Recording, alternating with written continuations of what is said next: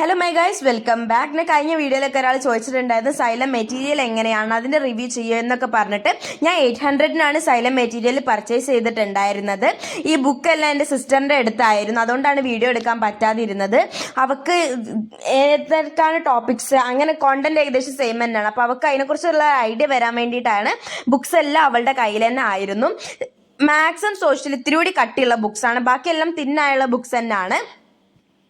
And ഈ books എന്ന് separate books ആയ കാരണം തന്നെ നമുക്ക് പഠിക്കാൻ തോന്നും. ഒന്നായിട്ട് ഒരു ബുക്ക് തന്നെ ആവുമ്പം അത് സ്ട്രെസ്സായി തോന്നും. പക്ഷെ അത് സെപ്പറേറ്റ് തിൻ ബുക്സ് തന്നെയാണ്. ഇതിപ്പോൾ ഞാൻ ബയോളജിയുടെ ബുക്ക് ഓപ്പൺ ചെയ്ത് കാണിച്ചു തരാം. ഏതൊരു ചാപ്റ്ററിലും ടോപ്പിക്സ് നമുക്ക് കവർ ചെയ്യാനുള്ള ടോപ്പിക്സ് ടു ബി കവേർഡ് എന്ന് പറഞ്ഞിട്ട് ഫ്രണ്ടിൽ തന്നെ കൊടുത്തിട്ടുണ്ടാവും. അത് നമുക്ക് ഒരു ഐഡിയ കിട്ടും, ആ ചാപ്റ്ററിനെ കുറിച്ച് ഒരു ഐഡിയ കിട്ടാൻ അത് ഹെൽപ്പ് ചെയ്യും. പിന്നെ അതിൽ ഓരോ ടോപ്പിക്കും ഓർഡർ വൈസ് അതിൽ അവർ എക്സ്പ്ലെയിൻ ചെയ്യും. അതിൽ പോയിന്റ് ആയിട്ടാണ് എക്സ്പ്ലെയിൻ, പാരഗ്രാഫ് ആയിട്ടല്ല. അതിൽ നിന്ന് വരാൻ ചാൻസ് ഉള്ള എല്ലാ ക്വസ്റ്റ്യൻസും അവരവിടെ കൊടുത്തിട്ടുണ്ടാവും. പ്രീവിയസ് അല്ലാതെ തന്നെ അവരവിടെ ക്വസ്റ്റ്യൻസ് കൊടുത്തിട്ടുണ്ടാവും. അതോടൊപ്പം തന്നെ ഏതൊരു ചാപ്റ്ററിന്റെ എൻഡിങ്ങിലും പ്രീവിയസ് ആയിട്ടുള്ള ക്വസ്റ്റ്യൻസ് ഇയർ അടക്കം അവരവിടെ കൊടുത്തിട്ടുണ്ടാവും. അതിന്റെ ആൻസേഴ്സും കൊടുത്തിട്ടുണ്ടാവും. ഇതൊക്കെ ഒരു ചാപ്റ്റർ പഠിക്കുമ്പോൾ നമുക്ക് അതിന് വളരെയധികം ഹെൽപ്ഫുൾ ആവുന്നതാണ്. ക്ലാസ് കേട്ടിട്ട് പിന്നെ ഈ ബുക്ക് എടുത്ത് വെച്ചിട്ടാണ് ഞാൻ പഠിക്കാറുള്ളത്. ഈ വീഡിയോ എടുക്കുമ്പോൾ ഞാൻ വോയിസ് കൊടുത്തിട്ടുണ്ടായിരുന്നു. പക്ഷെ മഴയൊക്കെ പെയ്യുന്ന കാരണം വോയിസ് തീരെ ക്ലാരിറ്റി ഇല്ലാത്ത കാരണമാണ് ഞാൻ ഇപ്പോൾ വോയിസ് ഓവർ കൊടുക്കുന്നത്.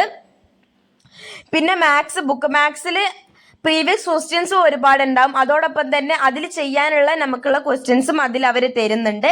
രണ്ടും കൂടി ചെയ്തിട്ട് തന്നെ പഠിക്കുക, ഒത്തിരി ക്വസ്റ്റ്യൻസ് ചെയ്യുക. പിന്നെ അതോടൊപ്പം തന്നെ ഞാൻ സൈലം ചേർന്നപ്പം എനിക്ക് റിവിഷൻ ബാച്ച് ഫ്രീ ആയിരുന്നു. അങ്ങനെയും കുറേ ക്വസ്റ്റ്യൻസ് കിട്ടിയിട്ടുണ്ടായിരുന്നു. ഞാൻ ലാസ്റ്റ് പറയാം. ഹിന്ദിയിൽ ഏതൊരു പാഠം അതിൻ്റെ മലയാളത്തിലുള്ള ട്രാൻസ്ലേഷൻ അവിടെ കൊടുത്തിട്ടുണ്ടാവും. അതിൻ്റെ ഒത്തിരി മീനിങ്സ് ഉണ്ട്. പിന്നെ ഇതാണ് ഞാൻ പറഞ്ഞിട്ടുള്ളത്, സ്ക്രിപ്റ്റ്, കോൺവെർസേഷൻ. അതിലുള്ള കുറേ കോൺവെർസേഷൻസ് ഉണ്ടായിരുന്നു. അതെല്ലാം ഞാൻ ബൈ ഹാർട്ട് തന്നെ പഠിച്ചിട്ടുണ്ടായിരുന്നു. എനിക്ക് ഹിന്ദി കേട്ടാൽ അങ്ങനെ മനസ്സിലാവത്തില്ല, സ്വന്തമായിട്ട് എഴുതാനും അറിയത്തില്ല. അപ്പം എനിക്ക് ബൈ ഹാർട്ട്, ഞാൻ മീനിങ് മനസ്സിലാക്കി ബൈ ഹാർട്ട് പഠിക്കാൻ, ട്രാൻസ്ലേറ്റ് ചെയ്തിട്ട് മര്യാദയ്ക്ക് ഇരുന്ന് പഠിക്കായിരുന്നു. ഡയറി, ലെറ്റർ, അതൊക്കെ എന്ന് പറയുന്നത് ഞാൻ പഠിച്ചിട്ടില്ല. അതിൻ്റെയൊക്കെ ഫോർമാറ്റ് ഞാൻ പഠിച്ചു വെച്ചിട്ട് ആ ബോക്സിൽ എന്താണ് അതെങ്ങനെ എഴുതാനുണ്ടായത്.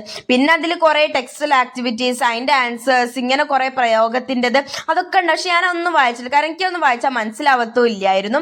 ആൻഡ് പിന്നെ നമുക്ക് വരുന്ന സന്ദേശ് പോസ്റ്ററുകൾ, വരാൻ ചാൻസ് ഉള്ള സന്ദേശ് പോസ്റ്ററുകൾ എല്ലാം അതിൽ കൊടുക്കുക. അതിൻ്റെ പോയിന്റ്സ് ഒക്കെ ഒന്ന് പഠിച്ച് വെക്കുക, ബുക്ക് വാങ്ങാൻ പറ്റുന്നുണ്ടെങ്കിൽ. നോർമൽ പോസ്റ്ററുകൾ അതെല്ലാം നമുക്ക് തരുന്നുണ്ട്. ആൻഡ് ഇപ്പോൾ വരുന്ന കുട്ടികൾക്ക് പ്രീവിയസ് ഉണ്ടാവത്തില്ല, കാരണം അവർ പുതിയ സിലബസ് ആണല്ലോ എടുത്ത് വരുന്നത്. അതുകൊണ്ട് തന്നെ അത് അവർക്ക് ഉണ്ടാവത്തില്ല.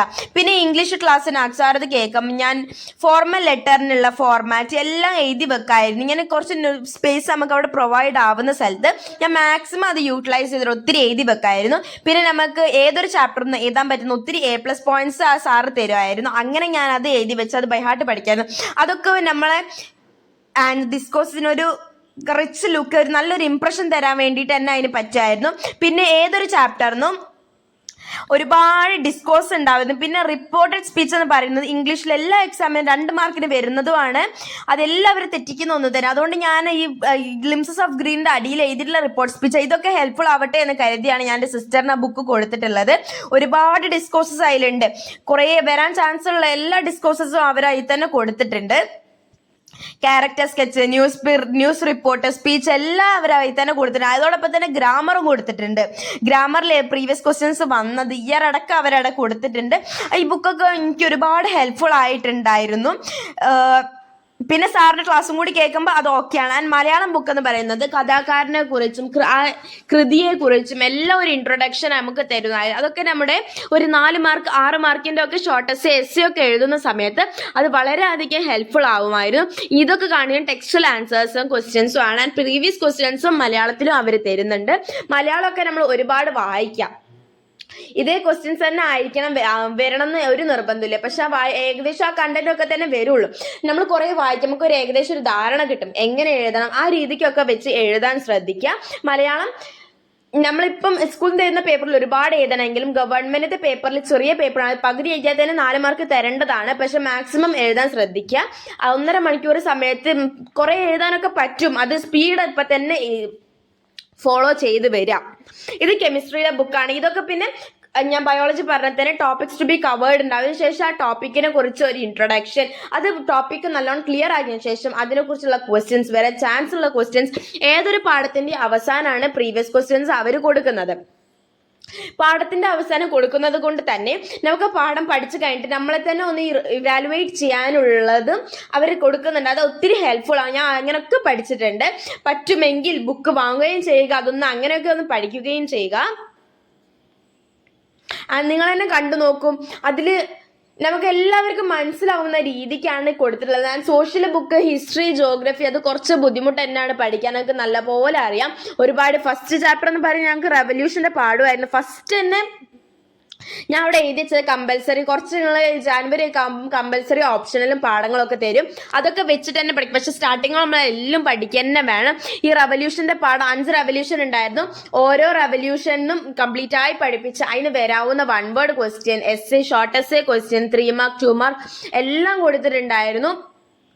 അതിനുശേഷമാണ് പിന്നെ അവർ ഓരോ റെവല്യൂഷനിലേക്ക് അങ്ങനെ പോകുന്നത്. പിന്നെ സോഷ്യൽ പഠിക്കുമ്പോൾ ഒരു കാര്യം നിങ്ങൾ ശ്രദ്ധിക്കുക, ഇയർ ഒന്ന് മാക്സിമം ഓർത്ത് വെക്കാൻ പറ്റുന്നത്ര ഓർത്ത് വെക്കുക. കാരണം എനിക്കറിയാം എല്ലാം ഒന്നും പറ്റുന്ന കാര്യമല്ല എന്നറിയാം. പക്ഷെ മാക്സിമം ഒന്ന് ഓർത്ത് വെക്കാൻ നോക്കാം. ഇയർ എഴുതിയാൽ തന്നെ നമുക്കൊരു മാർക്ക് കിട്ടുന്നതാണ്. പിന്നെ സോഷ്യൽ എഴുതുമ്പോൾ ഒരിക്കലും പോയിന്റ് ആക്കി എഴുതാൻ നോക്കരുത്. പോയിന്റ് ഉണ്ടെങ്കിൽ മാർക്ക് തരുന്നതാണ്. പക്ഷെ നമ്മൾ ഇവാലുവേറ്റ് ചെയ്യുന്ന ടീച്ചറെ മാനസികാവസ്ഥയും കൂടി നോക്കും. അവർക്ക് ചില ടീച്ചർക്ക് ഒത്തിരി എഴുതേണ്ടി വരും, പക്ഷെ ചില ടീച്ചർക്ക് കുറച്ച് എഴുതിയാൽ മതി.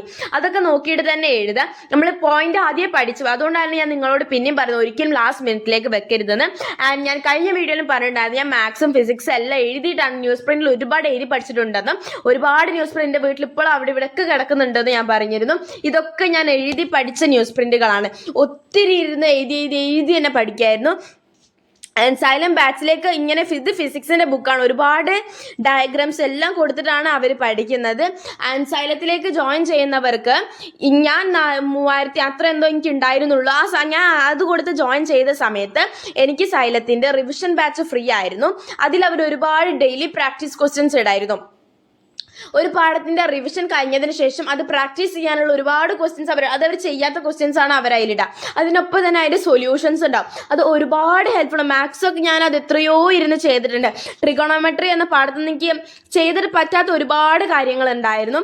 അതൊക്കെ ഞാൻ അതിൽ നിന്ന് practice makes a man perfect. ഒരുപാട് മാക്സിമം പ്രാക്ടീസ് ചെയ്യുക, അതാണ് എനിക്ക് പറഞ്ഞു തരാനുള്ളത്. ആൻഡ് എന്ത് ഡൗട്ട് ഉണ്ടെങ്കിലും ചോദിക്കുക. എന്നെ കൊണ്ട് പറ്റാവുന്ന വിധം ഞാൻ നിങ്ങൾ എന്തായാലും ഹെൽപ്പ് ചെയ്യുന്നതായിരിക്കും. ആൻഡ് ഈ വീഡിയോ നിങ്ങളുടെ ഫ്രണ്ട്സിന് എല്ലാവർക്കും ഒന്ന് ഷെയർ ചെയ്ത് എന്നെ ഒന്ന് സപ്പോർട്ട് ചെയ്യുക. ആൻഡ് ഇതിലും നിങ്ങൾക്ക് എന്തെങ്കിലും സജഷൻസ്, എന്തെങ്കിലും ഡൗട്ടുള്ള കാര്യങ്ങളോ ഉണ്ടെങ്കിൽ ചോദിക്കാവുന്നതാണ്. ഞാൻ അതിൻ്റെ വീഡിയോ അടുത്തായിട്ട് എന്തായാലും ചെയ്യാവുന്നതാണ്. അപ്പോൾ ഗൈസ്